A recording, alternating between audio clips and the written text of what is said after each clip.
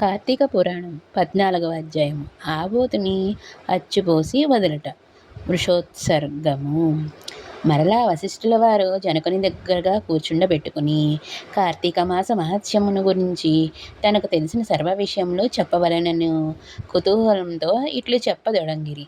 ఓ రాజా, కార్తీక పౌర్ణమి రోజున ప్రీతిగా వృషోత్సర్జనము చేయుటవ, శివలింగ సాలగ్రామ దానము చేయుట, ఉసిరికాయలతో దక్షిణ దానము చేయుట మొదలగు పుణ్యకార్యముల వలన వెనుకటి జన్మమందు చేసిన సమస్త పాపములను నశింపచేసుకొందురు.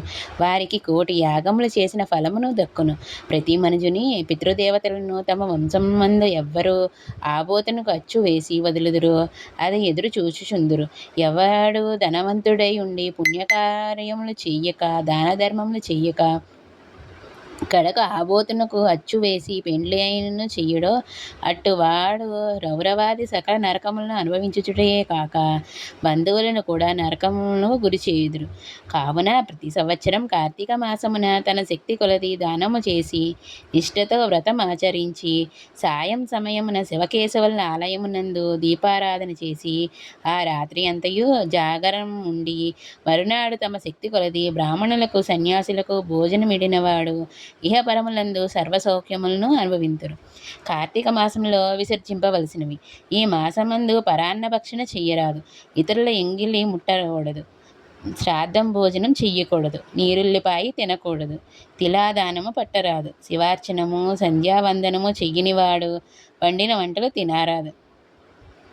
పౌర్ణమి, అమావాస్య, సోమవారములు, సూర్యచంద్రుల గ్రహణముల రోజున భోజనం చెయ్యరాదు. కార్తీక మాసం నెల రోజులు కూడా రాత్రులు భుజింపరాదు. విధవ వండినది తినరాదు. ఏకాదశి, ద్వాదశి వ్రతములు చేయువారులు ఈ 2 రాత్రులు తప్పనిసరిగా జాగరము ఉండవలెను. ఒక పూట మాత్రమే భోజనం చెయ్యవలెను. కార్తీక మాసంలో తైలము రాసుకుని స్నానం చెయ్యకూడదు. పురాణములను విమర్శించరాదు. కార్తీక మాసమున వేడి నీటితో స్నానము చేసిన కళ్ళుతో సమానమని బ్రహ్మదేవుడు చెప్పెను. కావున వేడి నీటితో స్నానము చెయ్యకూడదు. ఒకవేళ అనారోగ్యముగా ఉండి ఎలాగైనా విడవకుండా కార్తీక మాస వ్రతం చెయ్యవలెనన్న కుతూహలం కలవారు మాత్రమే వేడి నీటి స్నానం చెయ్యవచ్చును. అటులా చెయ్యువారిలో గంగా, గోదావరి, సరస్వతి, యమునా నదుల పేర్లను మనసులో స్మరించి స్నానము చెయ్యవలను. ఏ నది తనకు దగ్గరగా ఉంటే ఆ నదిలో ప్రాతకాలమున స్నానం చెయ్యవలను. అటులా చెయ్యని ఎడల మహాపాపియే జన్మజన్మములు నరకకూపమును బడి కుసించుదురు. ఒకవేళ నదులు అందుబాటులో లేనప్పుడు నూతి దగ్గర కానీ చెరువునందు కానీ స్నానం చెయ్యవచ్చును. అప్పుడు ఈ శ్లోకమును చదివి మరీ స్నానం ఆచరించవలెను. గంగే చ యమునే చైవ గోదావరి సరస్వతి నర్మదే సింధు కావేరి జలస్మిన్ సన్నిధం కురు అని పఠించుచు స్నానము చేయవలను. కార్తీక మాస వ్రతం చేయువారు పగలు పురాణ శ్రవణం, హరికథా కాలక్షేపంతో కాలము గడపవలను. సాయంకాలమున సంధ్యావందనాది కృత్యములు ముగించి పూజామందిరముందు శివుని కల్పోక్తముగా ఈ విధంగా పూజింపవలెను. కార్తీక మాస శివ పూజా కల్పము. ఓం శివాయై నమః ధ్యానం సమర్పయామి. ఓం పరమేశ్వరాయై నమః ఆవాహనం సమర్పయామి. ఓం కైలాసవాసాయై నమః నవరత్న సింహాసనం సమర్పయామి. ఓం గౌరీనాథాయై నమః పాద్యం సమర్పయామి. ఓం లోకేశ్వరాయై నమః అర్ఘ్యం సమర్పయామి. ఓం వృషభవాహనాయై నమః స్నానం సమర్పయామి. ఓం దిగంబరాయై నమః వస్త్రం సమర్పయామి. ఓం జగన్నాథాయై నమః యజ్ఞోపవీతం సమర్పయామి.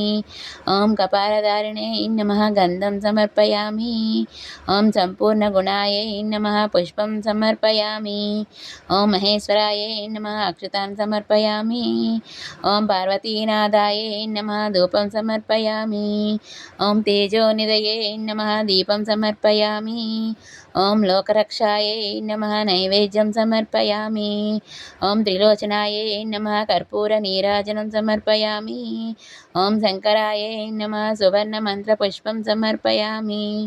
ఓం భవాయై నమః ప్రదక్షిణ నమస్కారాన్ సమర్పయామి.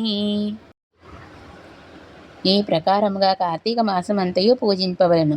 శివసన్నిధిలో దీపారాధన చెయ్యవలను. ఈ విధంగా శివపూజ చేసిన ఎడల ధన్యుడగుడు. పూజానంతరం తన శక్తిని బట్టి బ్రాహ్మణులకు సమారాధన చేసి దక్షిణ తాంబూల సత్కారంతో సంతృప్తి పరచవలను. ఇటుల చేసిన నూరు అశ్వమేధ యాగములు చేసిన ఫలములను 1000 వాజపేయ యోగులకు చేసిన ఫలమును కలుగును. ఈ కార్తీక మాసం నెల రోజులు బ్రాహ్మణ సమారాధన, శివకేశుల సన్నిధిలో నిత్య దీపారాధన, తులసికోట వద్ద కర్పూర హారతులతో దీపారాధన చేసిన ఎడల వారికి, వారి వంశీయులకు, పితృదేవతలకు మోక్షము కలుగును.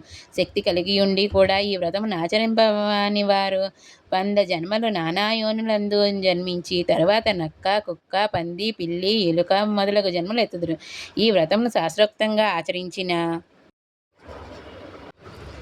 ఆచరించిన ఎడల 15 జన్మల యొక్క పూర్వజ్ఞానము కలుగును. వ్రతము చేసినను, పురాణమును చదివినను, విన్నను అట్టి వారలకు సకలైశ్వర్యములు కలిగి మోక్షప్రాప్తి కలుగును. చతుర్దశాధ్యాయ 14వ రోజు పారాయణ సంపూర్ణము.